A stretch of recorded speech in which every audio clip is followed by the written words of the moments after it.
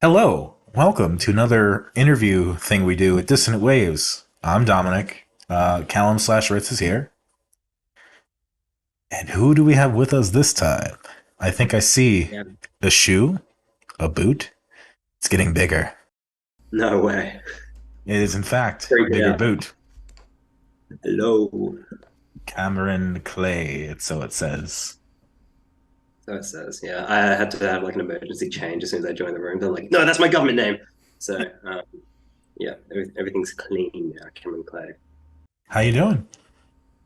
Good. Just been doing a big day of chores. My cat, who's sleeping on my bed right now, he's had a messy one. This guy Good cat. needs fur trimmed, needs to get fucking new kitty litter swap out. So that's my really interesting and riveting day. How's everyone else's day? That's you're not supposed to be the one asking questions here, but it's been a good day. Thank you, Mr. I like Cameron. to change it up. I like to subvert. Mm. It My day's was been good.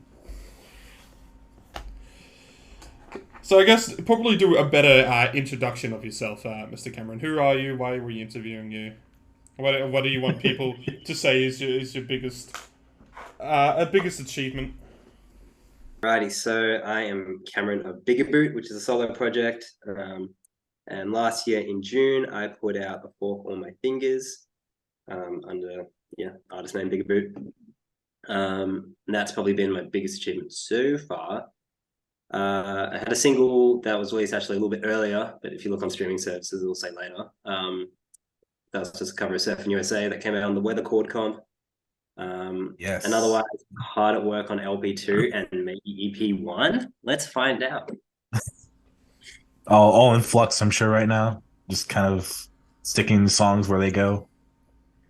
Yeah, like about a week or two ago, I was like, I'm sick of working on LP2. I'm gonna make an EP. So I'm trying to make a real stripped back thing on like my phone, just on like the FL Studio Android app. Mhm. Um, and trying to stick to like acoustic guitar and this shitty Casio keyboard I have with the drum machine that's in it. Um, and Ask I Callum about want to making get that out EPs. Yeah, as fast as I can. Callum, you made a lot of EPs yeah, recently. yeah. But when I make my music, I don't put any thought into it. I just play the drum machine and a little synth machine here, and I go, that sounds cool. Let's release that on Bandcamp. It's like It's not like really all you much, need. That's not much literally what I've thought been into doing. that, man. I can't even play keys, so I'm just kind of like doing like But chopstick, like okay, yeah. another big difference between the music that I'm putting out and the music that you're putting out is that you get a lot of recognition from people in the actual scene Yes. for your stuff. I Yes. mean, who was I think it was Your Arms on My Cocoon had you pretty high on their top albums list. I personally discovered you through Homer's Ware's endless Spotify playlist. I, I can't name every fifth wave artist obviously in there, but you've basically been Yeah. attached to the scene and have been quite recognized by members in there. Yeah, well, when it came out, I put it out on Bandcamp just like initially on June 16th. And I didn't really promote it that much. I kind of promoted on like Instagram, like Facebook, and just like people I knew, and also like Discords I was in. Um, so people kind of knew about it then. But I released it on June 16th just because I wanted it out on that date first. Because Good date. yeah, it's a good day. It is the 100th anniversary of Ulysses, and I kind of wanted to tie it Oh, together because the album takes course over the over the time of the day. Um, really? Interesting. yes, interesting. So revisited with that. But yeah, once I had it out, I still wasn't really done with the album, so I spent like the next month just like hardcore nose to the wheel. Just reworking it, and then I put it out on streaming services, and then I started actually promoting it. So that's why there's like this big gap between like when it comes out and like no one, you can't really see like shit on it, like rhyme or like things being posted. Hmm.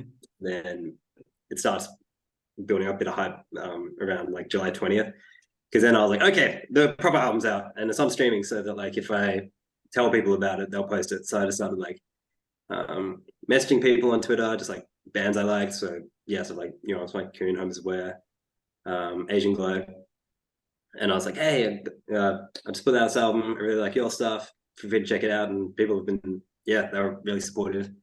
Um, I didn't expect Your Arms My Cocoon to make a post. That was really nice of them. And that was kind of like the first big wave, I guess, of people coming through.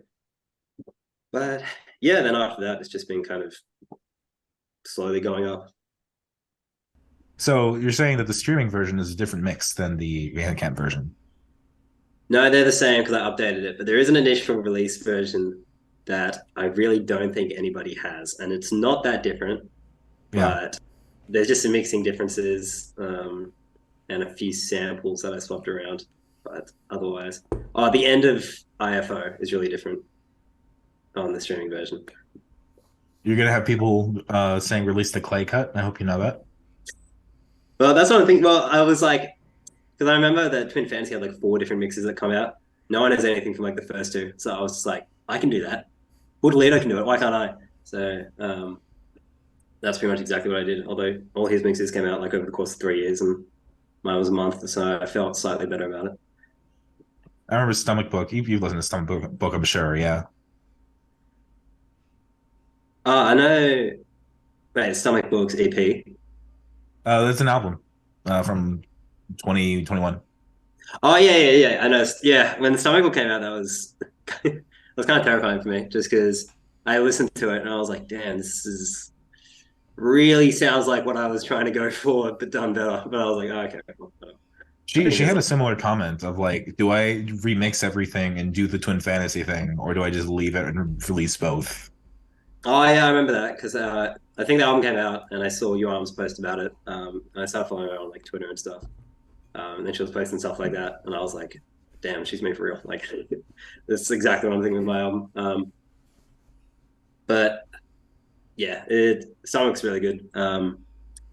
And yeah, I was just happy to eventually get my album out because after hearing Sonic, that kind of like lit a fire under me. I was just kind of like, okay, I've got to get this out before like everyone starts doing a similar thing, which is just like a fear I had in my head. But So yeah, how at long was least- this in? How long was this in process then? How long was the album? Just kind Yeah. of being made. I started making it in December of 2019.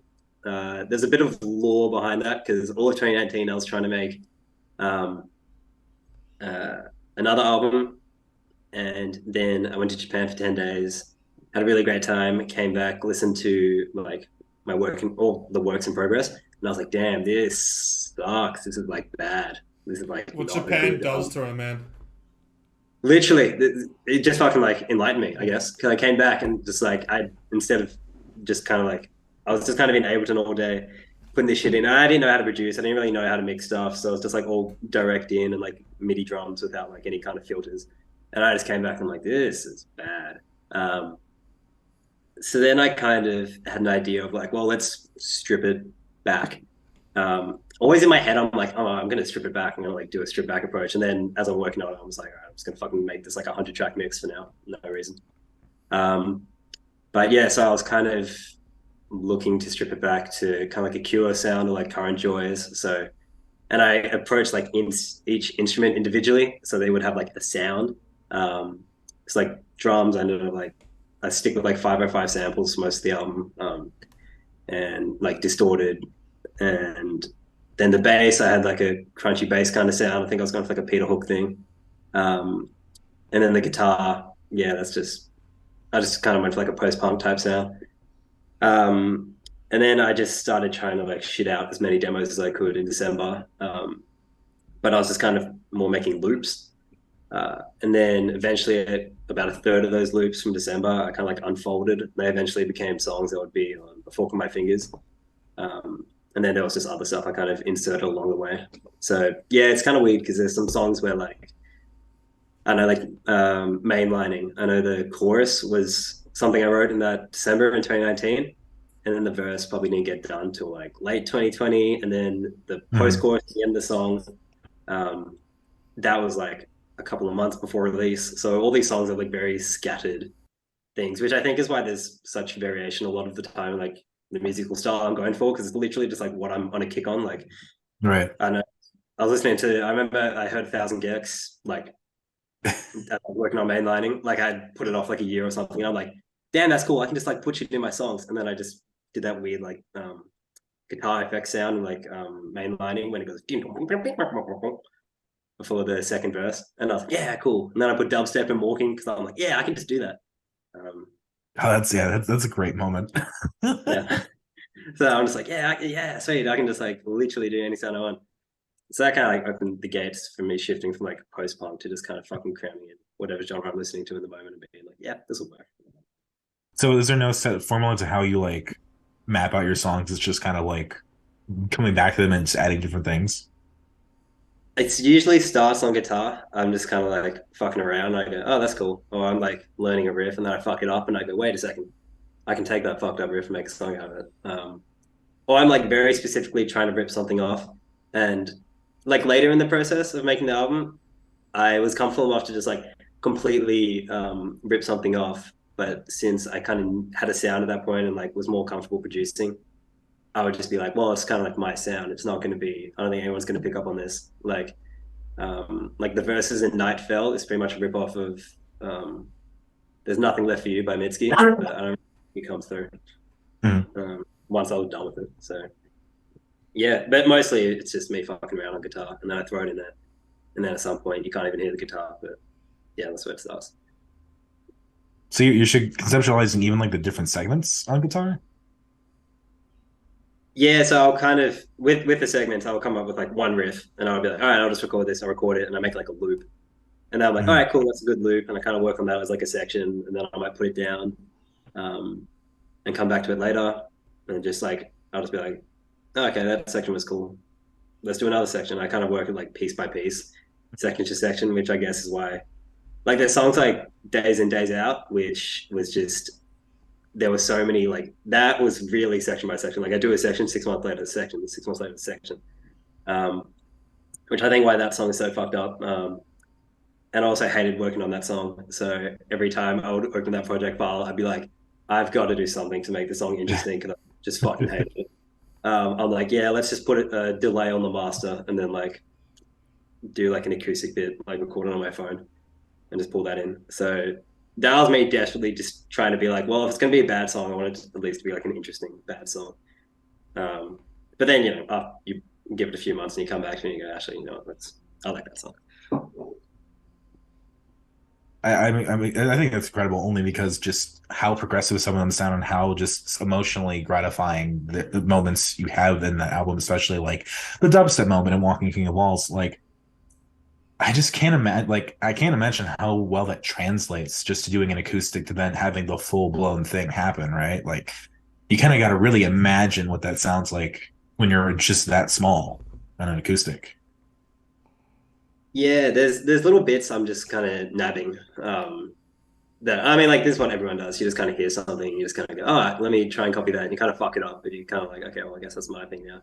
There's a Hector song, I can't remember which song it is, where it just like, it's like doing some just like really hard shit, and then the song just like immediately cuts, and there's like this reverb electric guitar, and it's like really like floating kind of riff. And then just hard cuts back to like this heavy shit. And I was like, oh, I want to do something like that. Which ended up me fucking around enough I got the thing on Days In Days Out, which isn't similar at all to that Hector song, but you can kind of see where the inspiration is bleeding through. So yeah, and a lot of it is just happy accents that you just pull out, just because eventually you kind of develop an ear for it. Mm-hmm. Like a lot of the sound was like all the high pitch shit that's happening on the album. That's just me not knowing how to transpose stuff up in Ableton. So when I pitch shifted it, I found out like 2 years after I was working on the album that there's a special Complex Pro when you're pitching stuff up that like makes it pitch properly. But originally I was just pitching up using like the Beats transposition that it has, which I don't think it's meant to be used for. It makes it sound super fucked up. Yeah, just following through on like those kind of things and just going like, all right, well, this was a mistake, but I'm just going to make it a thing now. And then everyone's going to think I'm really visionary. But it's just, you just kind of run into the right things.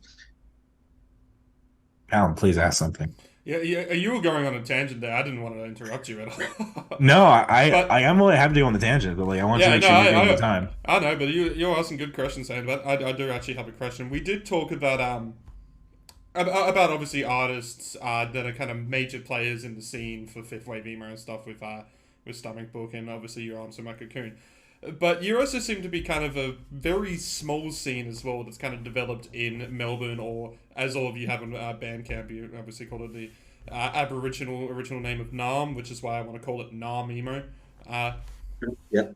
but you seem to be kind of in this small yet kind of still, I guess, bustling or bubbling, whatever you want to call it. It's scene there. I mean, obviously, Dominic, we've talked about some other acts that are in the scene. I think we talked about Masatui way before. Oh yes. We talked about Bigger Boot. We obviously covered what we called the shitpost emo in We Will Look Back and Love You Forever. I also see there seems to be some relation to who's probably the most popular, if there's any in the scene, to Katie Day there as well, who's got a bit of popularity in the hyperpop scene as well. Do you kind of all really like? I wouldn't say collaborate in this kind of like pushing out music kind of way, but more in talking about your inspirations or even just in creating music and what you do.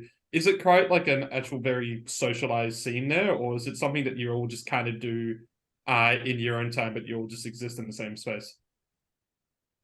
Funny story that, because I was kind of completely out of the scene working on this album. I didn't like go to gigs or well, like many like local gigs. I'm working on my stuff, and I just joined the Discord for Kevin and the Bikes when they first made their Discord. He made Door Call 101, which was fucking crazy, really good album. And there was about 200 people in it, and they were like from somewhere in the US. I don't even know where. And there was about like 150 people in this Discord group, and Harry of Mouse 2 was in it. And we eventually figured out we were like in the same time zone, and then we were like, oh, what the fuck? Like, we're in like the same city. Ended up turning out that me and Harry live 15 minutes away from each other. That's beautiful. Oh. So yeah, and he invited me to a gig pretty soon after that when lockdowns had lifted in Victoria. And yeah, saw Harry performing solo at the old bar, and then I've been to a fair few Mouse 2 gigs since. And yeah, me and Harry have chatted, just like trading demos and talking about like some music stuff. But yeah, I guess that was kind of like my in, because now I know a fair few bands in the Melbourne scene that are really cool. There's Convenience Store, which do a lot of stuff. There's also everyone in Mouse 2 has like their own musical projects going on. So I know of, so like the saxophonist of Mouse 2, she has her own project called Baby Chino, which is really good. Yeah, because they're a pretty large collective, so you would expect that it'd probably huge. There'd probably be some side projects with that. Lots of side projects. Blue Pot is also really good. There's Erina, actually,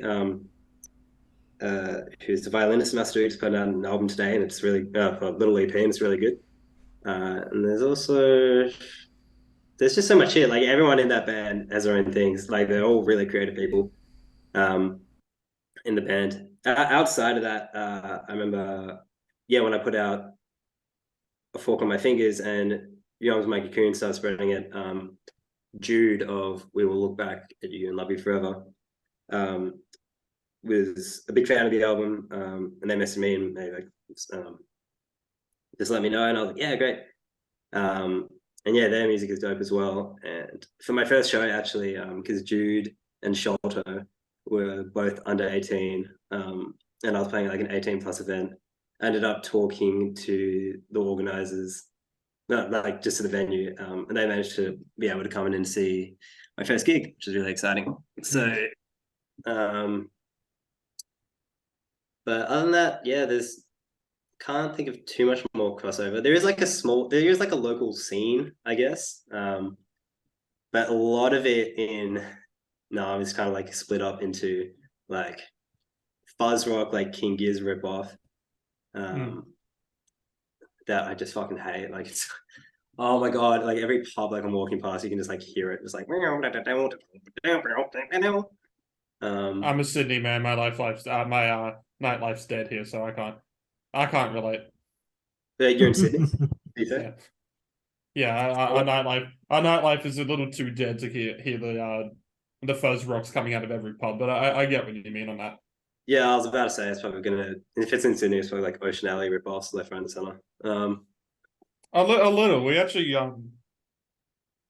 no, we still have quite a bit of pub rock. I mean, one of the more common openers for, I guess, more popular gigs as well. There, the boys do a lot of opening here because they're probably one of the more local acts here that are in that stage of well known enough to be an opening act, but not well known enough to be, the kind of main act for a lot of these venues. Like I unfortunately, just in my position, don't get to go to many of the smaller venues because a lot of those have obviously died to pokies and stuff like that. So it's more just the common venues here, like Factory Theatre and more or the Metro. But Melbourne does still have quite a lot of those small theatres, and that's actually kind of what ties me into my next question here, because you mentioned about your first gig, but you're also now just announced quite recently that you're doing your second ever gig, and I believe it's your first ever with a full band. Yes, so the full band has been pulled together very last minute because I had my first gig at the Gaswell upstairs, and it was okay. I just didn't really enjoy it as much as I thought I would, just because I did a lot of like band stuff in high school, and I was in like a indie rock band that the local jerk that I really enjoyed playing in, and it was some of like the best musical experience I've had in my life. And then I was expecting my solo gig to be like that, but it was just not. It just felt really flat. So I was like, okay, well, next gig I have to have a band. I'm either like canceling it or I'm getting a full band. And the date was coming up, and I realized it was actually too late for me to cancel. So I was like, oh my fucking god, okay, I've got to get a band. So yeah, I managed to pull together a couple of people, and we've had one rehearsal so far. That was pretty successful. But yeah, so got a keyboardist, bassist, and drummer. Lead guitarist might come down the line, but we're just kind of looking at this lineup for this gig coming up. And yeah, I'm really looking forward to that first gig. And then there's actually a second gig coming after that on the 14th of May at the retreat that I haven't announced yet. But by the time that this episode is out there, it's probably been announced. Yeah, the thing is, I need to email them back today with the openers for it. I did not have any openers planned, so I've been messaging people, but everyone's. I would offer, but I can only be down there for the time that I'm down there. Yeah. We're not gonna, next time. I was gonna do the good old Wint where the Beatles have been cancelled and replaced with me making my dick shrink on command, but yeah, you might want to get some actual musicians instead. I mean, come on, you got a lot of stuff you could play. Yeah, we'll play Death Slamming Fun Live. That would be great. You reckon I can get a desk into the venue? You reckon they'll allow that? Absolutely. Yeah, no, this is a retreat. Oh, yeah. It's a really cool venue. Make it a stage play, do the monologues and everything. Oh my god. Dominic, I'm supposed to be doing well too. I'll be happy to present. I really want this to happen, but that's another time. That's another time. I've already spent enough money going down to Melbourne as it is. I hate doing a second trip. But you do mention you did get some openers up for this gig, and we talked about the scene. Are these bands that you've actually known for a while, or are they just some bands that you've done some applications for and say like, hey, who wants to open for me? And here it is. Yeah. So, Celia Hartz, who was going to be opening, that's Adam, who plays bass in Masatui. There you go. Oh. Yeah. But he recently just wants to work on his live set a little bit more. So I'm actually going to be swapping that out for another opener, currently unknown. And then second band is In Transit, who, so their lead guitarist, Callum, I've been friends with for a while. And he was actually playing in there was a very early incarnation of Bigger Boot Live, back in like 2020 or something, or 2021, that Callum played in. And he's great, he shreds. But yeah, he just didn't have time with both bands. And he was like, yeah, look, I'm not going to be able to do this band, but like, I promise you we'll like play a gig together. And I was like, I'm holding you to that. So yeah, hit them up. And they're going to be playing second, and then got me swinging in third. But yeah, I'd say In Transit's part of a different scene. They're probably part of the like pub rock scene. Mm-hmm. And but yeah, I think it'll be fun anyway. I like it. What I want to do kind of with my live things does I want to have like one electronic artist and one like rock artist. Because I feel like it kind of like primes or it's like a good setup because I think my music is kind of electronic like and rock, just kind of like fused. So I think it's a good build. Fair enough. And So I do have one quick question about this as well because we got a bit of time before we have to take our little interval here. So Dominic, yes, I'll probably recommend holding on to that question. that's quite fair. You've also named this little show in kind of a joke of a reference to a classic sci-fi movie in which you said specifically you don't really like Star Wars. You've always been a fan of Buckaroo Bonzai across the fifth dimension, is it? The eighth dimension. Yes. I've actually only seen like 10 minutes of that film, so you're gonna have to accept my ignorance on this. Apologies. But do you plan on having any kind of theme for your gig in relation to that, even if it's like a small little poster or something that's up in there? If there's any merch that's in relation to that, or just any relation to the actual movie? To the movie? Yeah. No, it was just I booked the gig and well when I was booking it, I emailed like the promo people at Toffin Town and they came back and they were like, all right, we've got a few spots open. We got every Thursday in May open. And I was like, all right, cool, I'll take the first Thursday. And he came back to me, he's like, all right, cool, May the 4th be with you. And I was like, God damn. Because like I work at EB Games, so I get like every fucking like nerd joke under the sun in my face like a million times a day.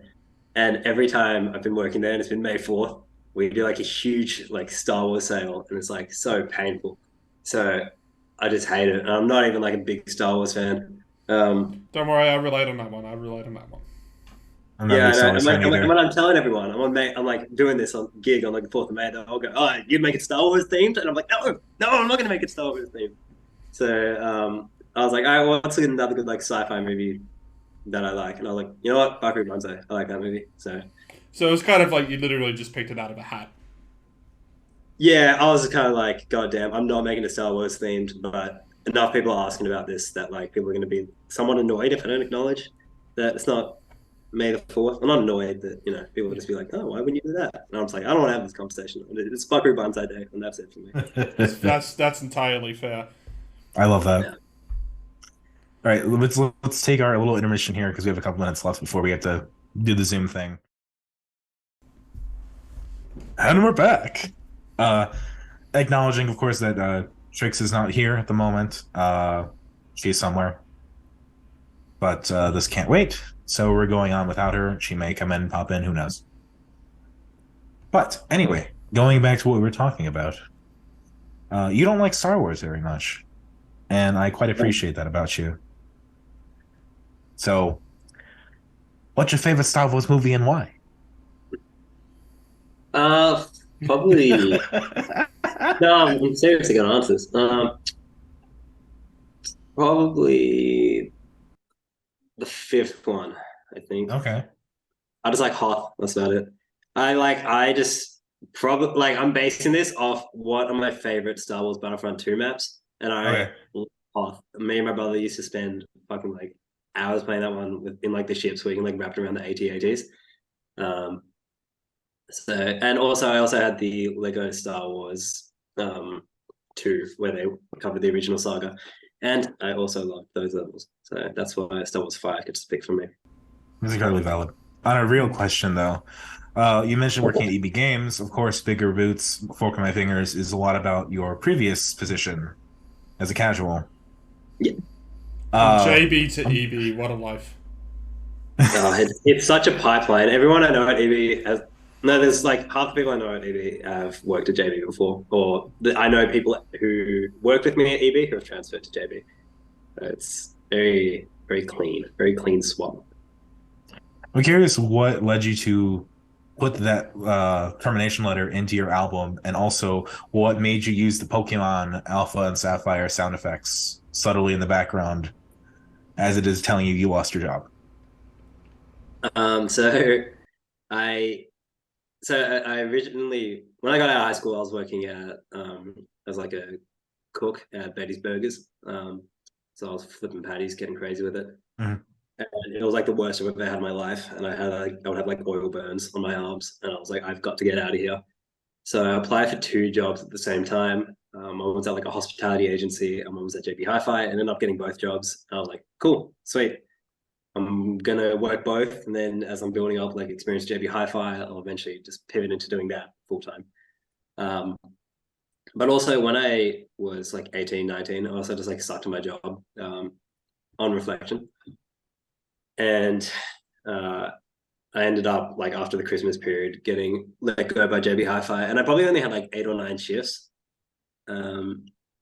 Like I did not get that many shifts because I think they realized early on I was not very good at my job. Although I will say, I signed on saying that I knew how to like build computers. I was like into video games. Like I should be in the tech section, and they went, "Cool. Well, you're going to be in the cameras department." So I had no fucking idea what I was doing in there. Wonderful. I love that. Cameras are tech, obviously. It's all the same thing. I'm surprised you went with the build computers as well for JB Hi-Fi, assuming as they only ever sell laptops anyway. I know. Well, I guess I know computer parts. That's kind of like how I sold myself. That's fair, I guess. And then, yeah, I guess just because my name's Cam, they're like, "Oh, you can do cameras, lol." But yeah, so I got let go from that job, and I was just like so gutted because I was like at this hospitality agency, like working weddings, like waiting, and it was like fine, but I was kind of like I really wanted JB Hi-Fi. That was like something I actually kind of enjoyed doing. And I was just looking at the termination letter, and I'm like, well, and there's like something I think I do a lot with whenever something like bad happens to me. I'm kind of like, well, I don't want this to be for nothing, so I should like, I don't know, make a poem about it, or I should make a song out of it. So I literally remember just like picking up my guitar, and I was just like strumming along chords, and I was like singing a melody to the termination letter. And that was kind of like the very first basis of home invading. And the only thing I kept from that song were the opening chords that I did on guitar, which I ended up putting to organ, and that's like the chords you hear in the organ. Everything else was gutted, and I probably had like 6 different versions that home invading could have turned into, and then it didn't. I just kept like rolling it back and being like, no, I have like a cool organ intro. There needs to be like something that actually comes after this. And yeah, I ended up cutting in. You know how like 25 by Bomb the Music Industry starts with the piano like do do do do do do do do do do do do do. A little. I don't know how much Bomb the Music Industry Dominic knows. Mine's very, very small knowledge there, but I don't know it. I was just accepting it and letting it go. It's a ska band. That's all you need to know. Best genre out there. Best genre. And so I kind of ripped that off, and then I just started like randomly moving MIDI around, and that kind of got me the techno section at some point. But yeah, that's how that song came to be. And then the Pokemon effect in the background. I don't know. Ruby and Sapphire. I think I was actually I downloaded off a Pokemon Emerald pack, but I don't know because that was the only Pokemon I actually played. Because much like I'm going like crazy contrarian, but I don't like Pokemon. But I did play a lot of Pokemon Emerald as a kid. Just don't look at my shelves there then. I did that specifically just to get kicked off this podcast. I hope I'm never. Yeah, I hope I'm banned. No, so I did. Yeah, I was just kind of like there was dead air because like the text-to-speech finished, and yeah, I don't know why, but like I think I've become more comfortable with it. With the first LP, I was like, there can't be like a dead moment. Like I need people to be able to like skim through a track and there's something going on, which is why that album's kind of like crazy packed. But yeah, I just thought, well, I think kind of would make sense. Like, what's kind of my response going on here? And I already had like ambient. I already had the like the phone call sound like buzzing and not getting picked up.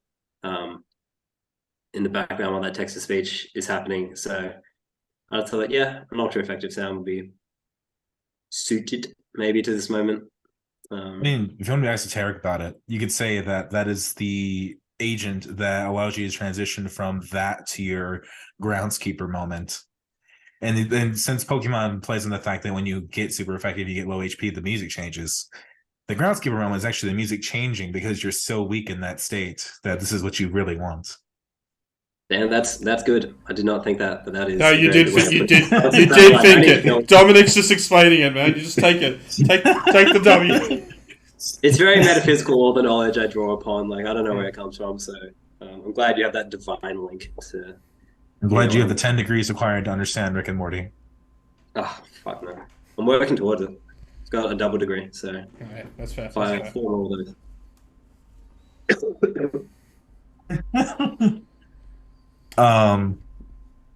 You got to follow on up a different. Dominic, or I had one, I lost it. I'm happy to ask a random. Please go ahead. I'm going to try to think of the one I had. So, has there been anything outside of inspirations, genre-wise, close to you, or even the scene, that you've been listening to a lot lately? Lately, I'm going to pull up my Spotify, actually. I think it's what I was listening to while I was making the album. I've got a little playlist that I think is attached to my Spotify page of just all the shit I was listening to. Lately, obviously, Ryuichi Sakamoto. Yes. I was R.I.P. I was kind of into Yellow Magic Orchestra, but I never had like a big phase. But that happening, I was just kind of like, okay. So I felt sad. Been listening to 1996 a lot. Guinevere Laurent, which is a very small project that a friend linked me to, which is really goddamn good. I think it just came out. It's all got like under 1,000 streams, but there's some really good sampling going on there. Specifically, there's Pick Pictures, which samples Video Killed the Radio Star and just makes like a mad remix out of it. And then they're also like putting their own lyrics on top of the remix. It's really interesting.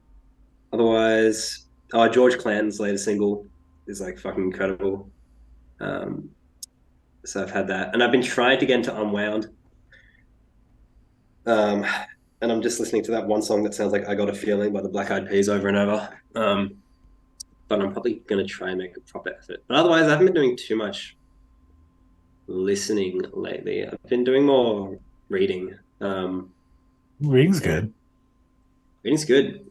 I just finished Neuromancer, which is really good. I really like that. And I started. I thought the book was here. Okay, I moved the book somewhere. But Hideo Kojima has like a autobiography. It's more like a collection of essays. Oh shit! Okay.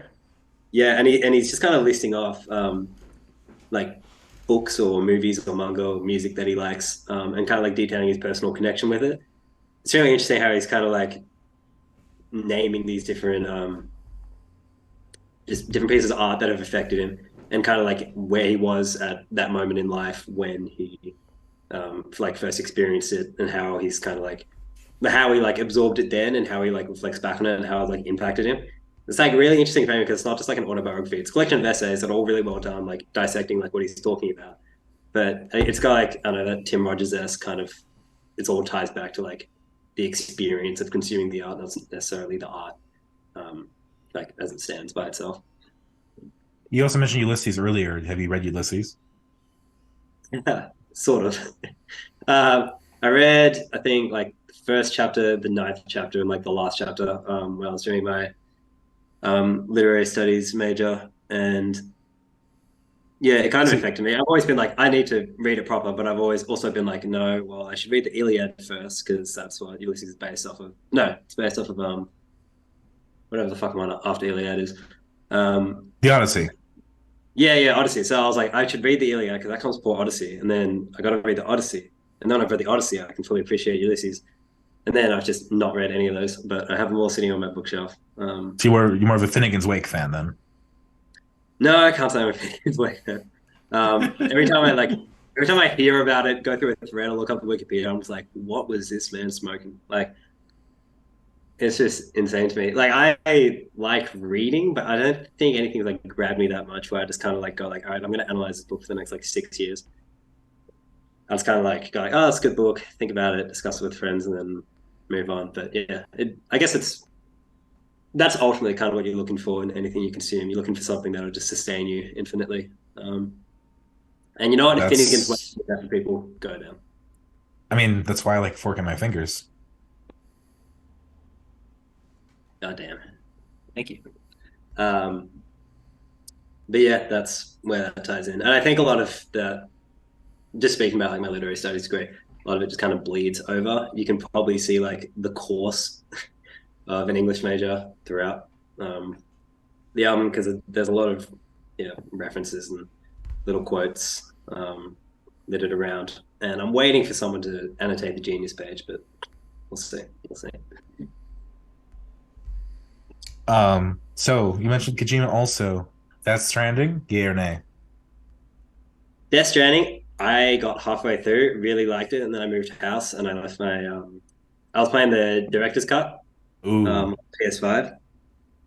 But I'd like sworn myself I'm not using the fucking catapult that just like launches you across the world.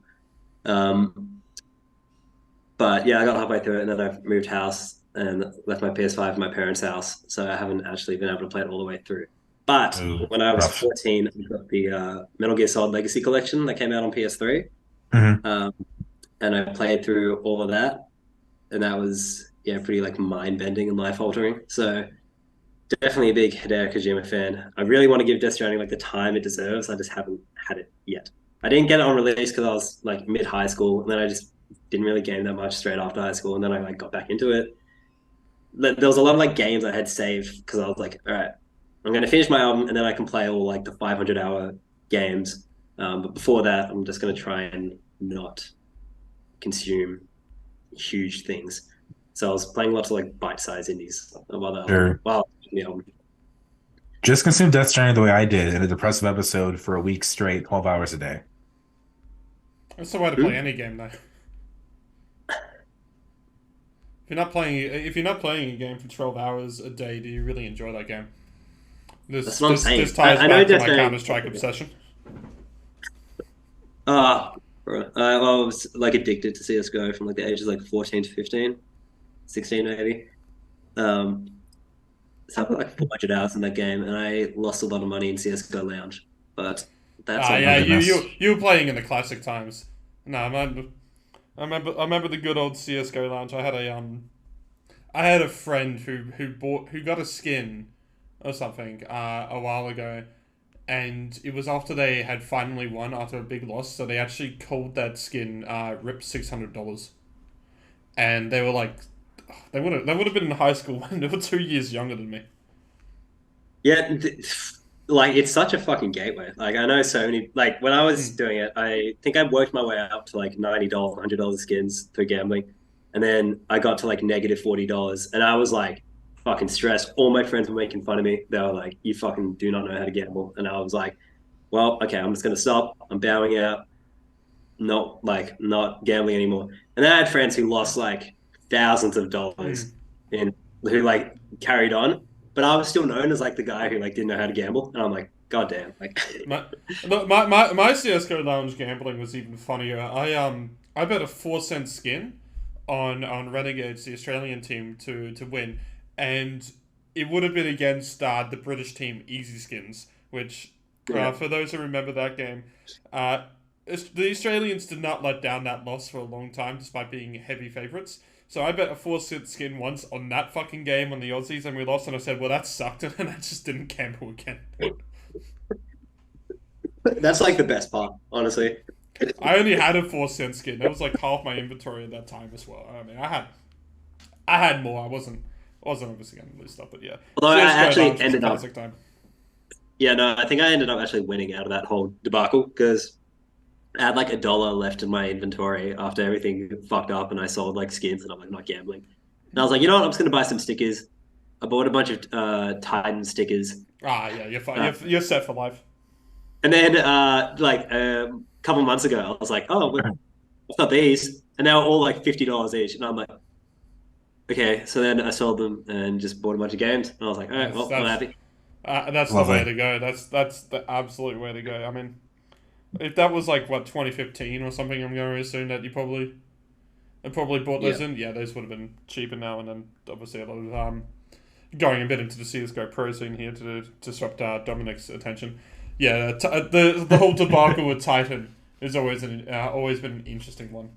It's why I mean it's CS:GO marketplace. It's always been an interesting thing, but Yeah, it's just such a fucking weird market. And I'm still sitting on like some cases from back then. I think I've got like an Operation Breakout that's sitting yeah, on $10. they're $10 each. Yeah. So I told my friend, this is the only good investment advice I've ever done. Is I told my friend back when they were like 8 cents and they were finally starting to climb. I was like, yeah, just buy a bunch, and then they went up. They've gone up to $10 now. I think he bought like 10 or something, but it's still like, what, 80 cents going to $80. Yeah, there's so much shit where it's just like people open up that old thing. I had a friend, because when we were like 16, 17, well, my friend was like, oh, you guys have got to get into crypto. This was like Bitcoin was like booming in 2016. And we're all just like fucking teenagers. And I'm like, okay. And I like went to set up like a Coinbase account, but I was like, no, nah, I was just lazy. And my other friend like bought like some Ethereum, and then it was just like, actually, nah, whatever. It was like $100 for Ethereum. And he just forgot about it. And then like, yeah, like 6 months ago, he opened his account. He's like, oh, okay. Sold it, got like a GTX 3090, threw it in his computer. And I was like, God. Oh, shit. Yeah, I was like, okay, well, good for you. But I was just a little bit lazier, and I do not have money in my account now. Yeah, that's certainly a vibe. Yeah. To go into a different tangent of questions now, I actually want to ask a bit more kind of Get off the gambling. Yeah, we'll get off the gambling here. We'll go into some more kind of a quick answer. We'll go on quickfire. Dominic, if you got any quickfire questions to ask while we're doing this as well, please go ahead. Yes. I'll start it off with a very simple question. Where would be your dream place to do a gig? To do a gig, God, probably the Croxton in here. Just because I've been to a lot of gigs there, and I can see that like realistically being a thing. I guess I'm not really thinking of a dream. I'm thinking realistic. Yeah, that's fair. What would be my dream? Maybe maybe the Vic Geary Centre. I'm going to throw that in, where the Brave Little Abacus played their last show. It's just like a recreation gym, or not gym, but yeah, it's just like a rec center. And apparently there's a Christmas tree that's up there at all times throughout the year. It looks like the shittest place in the world, but I was like, I just want to walk around there because I've watched their live show like a million times. But I'm like, yeah, I would probably feel something being in that room. I have a question. You got a question? You go first, Dominic. Okay, which is it, a fork or your fingers? At this point, a fork. I think that's where we leave out on the album. I think I'm absolutely forced to go with a fork at this stage in my life. May the fork be with you. I never leaves. I feel like you had that set up. I feel like there was no. He would have. There's no way in hell he did not have that set up. I actually didn't. Too circumstantial to be good. I will pay it. Dream collaborator, dead or alive? Dream collaborator, dead or alive? I gotta think about like who's my sound would mesh with as well. It would be cool to play with maybe like the Minutemen, but I don't want to take D-Boon's place. But I just love the Minutemen. Love the whole like trio setup and how well they like mash with each other, and how much influence I've taken from D-Boon as a guitarist. Be interested to see if I could hold my own in that arena. I absolutely doubt it, but I think I would have an interesting time. Will you come to Brazil? Soon, my friend.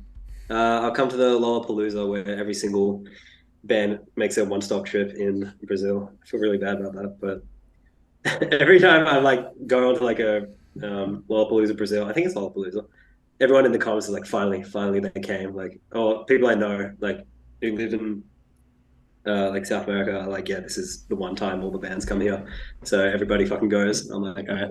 So Lollapalooza, you'll see Big Boot headlining. AFL or NRL? AFL, but I don't care about either. At least you're honest. Yeah, my family are all Demons fans. And then when I was doing Auskick, when I was like 5 or 6, my dad took me to the AFL shop and was like, I just get like a Guernsey because you had to. And I picked a Carlton Guernsey. So the running joke in my family is that I'm the one Carlton fan. All right, I'm gonna go piggyback of a previous question. Try to make something happen here. If you had to pick a local artist to collab with or do a split with, who would it be? Local artist. I think probably Massatui. That's probably like a clear bet, isn't it? Fair. It's totally fair. Make it Or happen. maybe actually Katie Day. Taking that back. Katie Day. I think that would mesh better. What was the first gig you ever went to? Taylor Swift, when I was 11 or something like that. And I was a huge fan of You Belong With Me. And she played that song first up in the set. And I was like, yeah, I love this song. And I was screaming along. And then after that, I was shit scared the rest of the gig because my friend had just told me like the click click slide story, like creepypasta.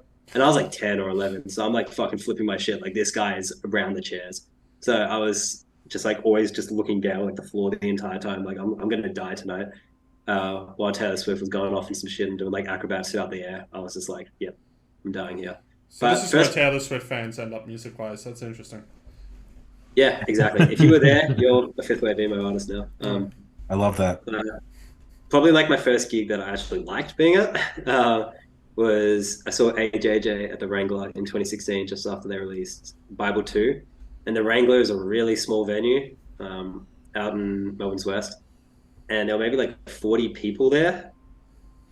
And it was an under 18 show as well, all ages. I'm surprised at the all ages part of that, especially for an Andrew Jackson Jihad show. Yeah, it was just so small. And the lineup was like 7 like local bands, and then AJJ or some shit like that. So it was from like 4 p.m. till, I think it started like midday and it finished like 6 p.m. or 7 p.m. or something. I just remember it being a really long gig. And yeah, AJJ were great. I actually hadn't listened much to AJJ until that gig, and I was like, wow, this rocks. But who I had listened to was Raw, who the drummer of AJJ that time was fronting that. And I remember standing around after the show with my friends who I don't think they knew who Raw were. And I was like, no, I gotta like see the guy from Raw and just like say hi, I love your music or whatever. But then I eventually just been like, no, you know what, let's just go, because I got too nervous, and then we left. But yeah, that was the first good show I went to, I think. What is a movie, and specifically movie, you hated when you first saw it but came to really enjoy it afterward? Hated when I first saw. I feel like I don't hate too many movies. My gut is just impeccable. I feel like with a movie. Worst movie I've ever seen that maybe is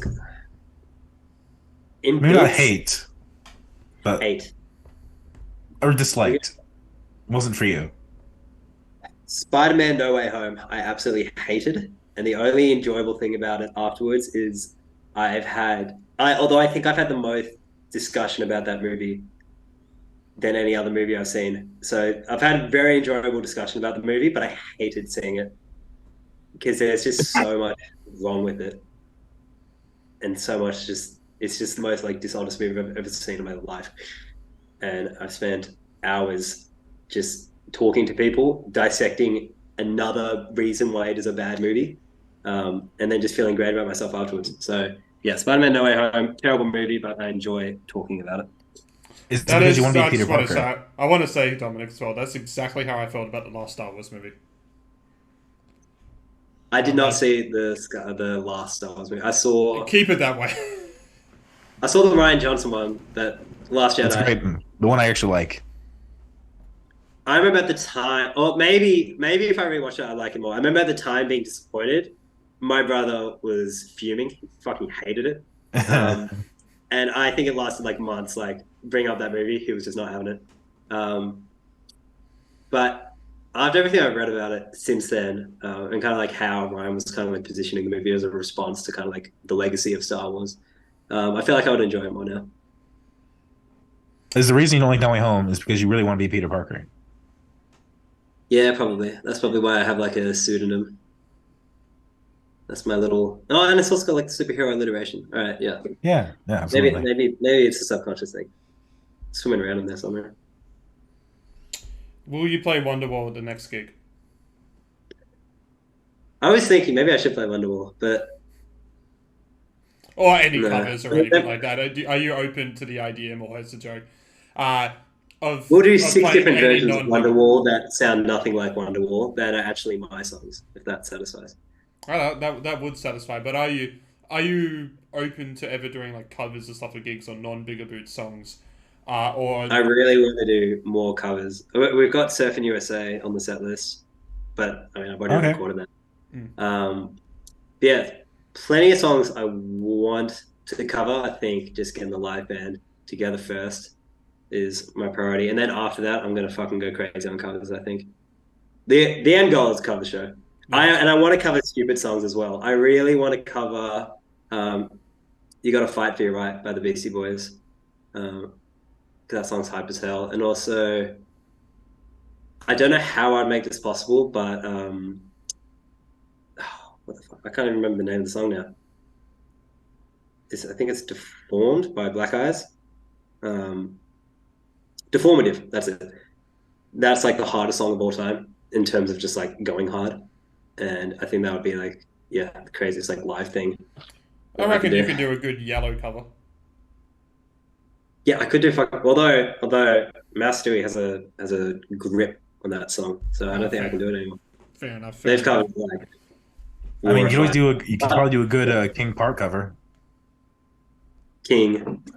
King Park. King Park What's King Park La from Dispute. La Dispute. from?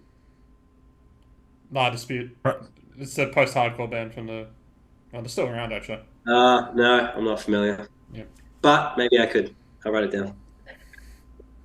It's an intense song. It would be a really intense performance if you were to do it. There is that one Twitter account that's called like Math History or some shit, like Math DC History or something.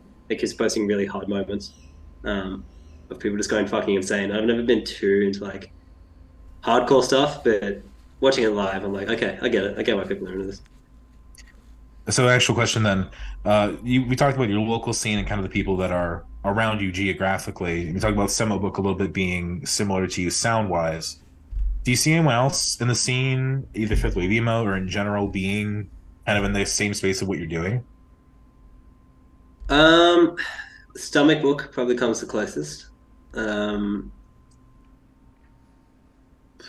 otherwise, I definitely a lot of hacker influence. So I mean, he's already done his stuff, but I guess a lot of people kind of consider him like proto fifth wave. So that probably comes closest. Otherwise, electronic stuff. I guess I know Doing Fine in Sydney. She does some crazy stuff that might be along the same lines, but no, nothing with like the exact same thing. I mean, like everyone at fifth waves is kind of, got their door doing everything by themselves and stumbling into sounds. So I feel like it's kind of a good, like home base that everyone just kind of sets off from. But they're all playing the same game, which I think is the coolest part about the whole quote unquote wave. Will you be performing any unreleased or coming up on LP2, EP1, just never came out to be an actual song, in your next 2 gigs, or are you going to stick it mostly just to, I guess, what we've already kind of described there, the pre-existing or the covers? The plan is to shit out the EP before the first gig and pump out the set list. Dang. But that depends on how lazy I'm feeling. Because when I initially booked the show, I was like, all right, I'll take a half-hour set. And then they came back to me with the running list, and they've given me an hour to play. And I'm like, okay, well, not really sure about this. And I already had like an idea floating around for making an EP where I can do something really stripped back because I want to do that for ages. And yeah, I was like, fuck it. Okay, well, I guess now's the time. And I also just got that cassette keyboard from my friend Alex. So I got home and I was fucking around and I came up with like 2 or 3 like little loops, and I was like, all right, well, I should probably just do this now and have it ready for the gig. But otherwise, yeah. I can help you out with the set list. I'll bring my sample one, and when Home Invading plays, I'll just keep pressing the key on there that has the Emerald critical hit on it. I'm just spamming it. I'll be the musician in the audience. I don't know. I'll see the. Just play it throughout the whole song as well. Don't play it at like the appropriate time. Just like I hope I can take it on the plane easily. Fingers crossed. Otherwise, just like throw it as hard as you can, and I'll be here. Yeah. Catch it. You better catch it. It costs me money. In 2 minutes or less, what does the title of your album mean? A fork on my fingers. So Yes. a lot of the album is kind of approaching the point, I think, where adolescence meets adulthood. That's kind of like the classic preoccupation of emo. And I'm also a huge fan of Naked Lunch by William S. Burroughs. And shit. Yeah, and his explanation of that title was kind of talking about how Naked Lunch is kind of the moment where everyone's about to put the food in their mouth, and that you can see, and there's a freeze frame where you can see what's on the end of everyone's fork. And I like that kind of like evocative title that has kind of, yeah, I don't know. And so what I wanted to do with Fork on My Fingers was kind of where that transitional period where when you're like 3 or 4 years old, you're eating shit with like your hands, and there's a fork next to you, and at some point you're going to pick up the fork and you're going to eat the food with the fork instead of using your hands. And there's a question that crosses your mind, which is, a fork on my fingers? So I love that. That's the puzzle. We have 5 minutes left. I will say on this, Dominic, I've got a couple of questions left which can be answered very quickly. Do you have any last questions before I get into them? I mean, we have to do the final question as usual. Yes, that will be a part of it. Go ahead.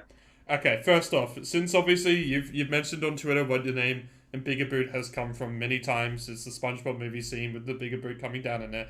What is your favorite SpongeBob episode? it's the movie. Like the movie is the best episode. Because I can't remember episodes off the bat of my head because I just watched them like in syndication on TV. I mean, there's like just all of them, just season 1 through 3 are all fucking classic. But yeah, I just had the DVD of the SpongeBob movie and I watched it so many times. And then at some point in 2018 or something, I had my friend Ben over and I was like, let's watch the SpongeBob movie because I'd recorded it on like Foxtel. And we started watching it and I just realized that I had memorized every single fucking line from the movie. And Ben was kind of like in disbelief, but did you get drunk and sing Ocean Man at the end? I do actually want to cover Ocean Man because that song fucking rules. Great song. Mollusk is a fantastic album. Yes, big lead. We've got to have to hurry up with this this question though, unfortunately. I will quickly add, did you ever play the shit out of Battle for Bikini Bottom as a kid? No, I played the shit out of the SpongeBob SquarePants movie game, which is pretty much the same thing, yes, but very lean. I'm full aware of the movie game. It's a bit disappointing compared to it. And I'm aware it's quite inferior, but as someone who never played Battle for Bikini Bottom, as a kid, you just kind of like the movie game is still fine. It's still got some value to it. It's just not as good as BFB. BB, and I'm not even talking about in the bloody speedrunning part of it. Yeah. Because I watched quite a lot of the Battle for Bikini Bottom speedrunning, just playing as casually as a kid. We've only really got the time. We've only got the time for one more question, and it's the one that Trix would have asked, but Trix is not here. What is your ideal sandwich? In the sake of not what would you want right now, what is just your favorite sandwich, and what drink would you like to go along with it? Can I make it a toasted sandwich? You can make it whatever you want. Toasted sandwich, I'm pretty easy. Ham, cheese, tomato. Now, adding on to this, pickles, sliced pickles, Kewpie mayo, which you add after the fact. Butter both sides of the sandwich as well. And also slap on some, like the pizza topping tomato paste. Put that in the sandwich as well. Get that melted. The drink to go with it is Lipton peach iced tea. And I'm telling you, that is my favorite toasted sandwich, and that's what I have like once a week. And I don't really see life changing for me anytime soon regarding that sandwich. That is Right, we have fair. 2 minutes left. That's probably going to wrap it up unless anyone's got any last questions. No. Mr. Cameron, if you got anything that you'd like to quickly announce in a minute and 50, this would be the time. Anything you want to plug? That first EP coming out in like a month or two. Not sure when, not sure what it's called. Most of the lyrics haven't been written, but I'm going to write them and they're going to come out. Otherwise, yep, got my gig coming out on May 4th at the Toff in Town. Got a gig coming up at the 14th at the Retreat. Does not know who's opening both of those, but someone will. Aside from in transit. That's it. That's all the plugging I've got to do. I think you should call it Cameron's Clate. Cameron Clay. Cameron's Clate? Yes, like Finnegan's Wake, but Cameron's Clate. I want to read one of those books at some point. Well, yeah, that'll do it for us then, pretty much. Thank you so much for coming on. No, thank you for having me. This has been lovely. And also, thank you for discussing my album when it came out as well. That was really cool. I was sitting out on the front porch with my partner, just listening to it and watching cars pass. That was a nice little moment. Thank you. Thank you for that. I'm glad people listen to us, even if it's the musicians that end up listening to us most. It's the only way that we get listeners. You just got to spam everyone who makes music. And now that's how I do it as well. Like it's a winning strategy. Yes, absolutely. And now in the last minutes, we're just playing around until the Zoom meeting cuts off unceremoniously. So it's gonna happen at some point. We're gonna do like the keep on rocking in the free world. Nardwar. Do. Do. God, how much copywriting are we doing this last 10 minutes? Or last 10 seconds? See ya.